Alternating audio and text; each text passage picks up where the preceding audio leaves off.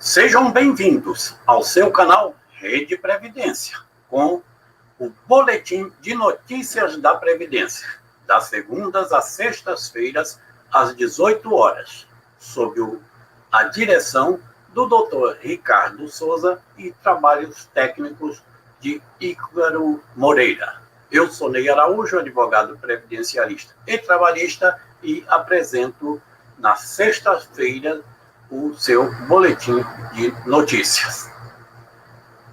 Foi definida a compensação financeira, ou podemos chamar de pensão especial, para os profissionais de saúde que estão cuidando das pessoas vítimas da pandemia. Não só os profissionais de saúde, como também motoristas, coveiros, ou seja, pessoas diretamente envolvidas com estes cuidados. A indenização ou pensão ou compensação é de R$50 mil para aquele que ficar incapacitado permanentemente, ou, se for a óbito, para os seus dependentes ou herdeiros. Vale lembrar que, se a pessoa ficou incapacitada permanentemente, ela também deverá ser aposentada pela aposentadoria por incapacidade permanente, a antiga aposentadoria por invalidez antes da reforma da Previdência Social.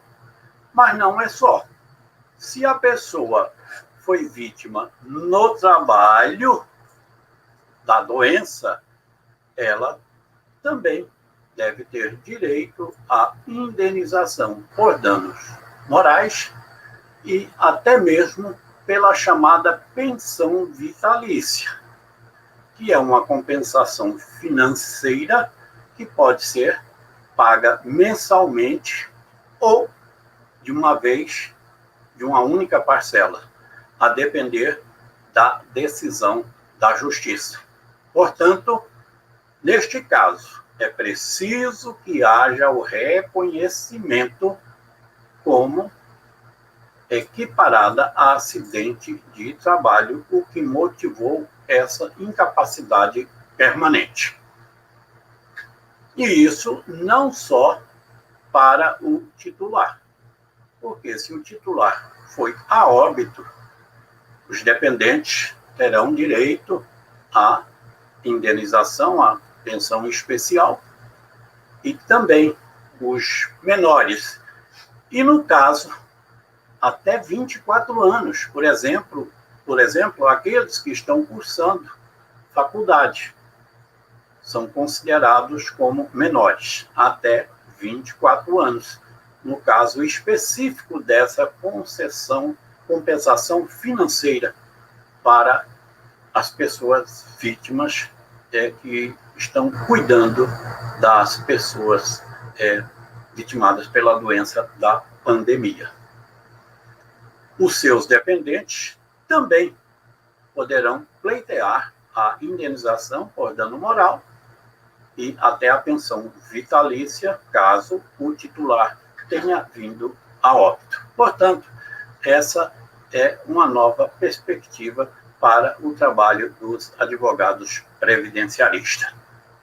Também, nesta semana, prosseguiu a novela do 13º salário. Eis que ainda não foi definida a data do adiantamento deste benefício. Tudo isso porque houve a aprovação no Congresso Nacional da Lei Orçamentária que vai permitir a fixação dessa data. Entretanto, esse orçamento deve ser sancionado pelo presidente da República. E ele foi recomendado a não efetuar essa sanção devido à responsabilidade a que ele pode ser enquadrado. Eis que o Congresso Nacional direcionou recursos obrigatórios para as suas emendas, aí no montante de 26 bilhões e meio de reais para atender às suas obras e às suas ações sociais. Tudo isso para satisfazer as suas bases políticas. Portanto, temos que aguardar o desfecho desse imbróglio para que finalmente venha a antecipação do 13º salário tão aguardada e tão necessária para injetar bilhões na nossa combalida economia. Outro assunto também da semana é o auxílio emergencial, que finalmente, a partir de hoje, sexta-feira, 2 de abril, sexta-feira da Paixão, está liberada a consulta para as pessoas terem informação se estão enquadradas para o recebimento dessa benesse, que será no valor mínimo de R$ 150, valor médio de R$ 250 e, no caso das mães, chefes de família, de R$ 375. Já se sabe que o primeiro pagamento ocorrerá terça-feira, 6 de abril, e a última parcela será paga no dia 22 de agosto. E para fechar, o auxílio doença, que poderá ser antecipado pelo prazo de até 90 dias. E, diferentemente do ano passado, em que foi primeiro liberado por 30 dias, depois por 60 dias, mas limitado a um salário mínimo, agora essa parcela ou este valor do benefício não terá limitação. Ou seja, ele será, se liberado, pago no seu valor real. Entretanto, há algumas limitações. Por exemplo, a exigência de que naquela localidade as perícias presenciais, é claro, estejam sendo marcadas para prazo superior a 60 dias. Ou que houve uma redução superior a 20% da força de trabalho. Então, tem 3 condicionantes para que a pessoa possa se beneficiar desse auxílio doença pelo prazo de 90 dias, apresentando apenas laudos médicos sem passar pela chamada perícia presencial. Estas foram as principais notícias desta sexta-feira da Paixão.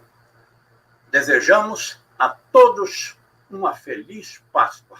E lembre-se, se você ainda não está inscrito no seu canal Rede Previdência, faça a sua inscrição, ative o sininho e curta e compartilhe mais de 400 vídeos à sua disposição. Na segunda-feira, outro colega estará aqui às 18 horas, trazendo as notícias da segunda-feira para vocês. Até a próxima!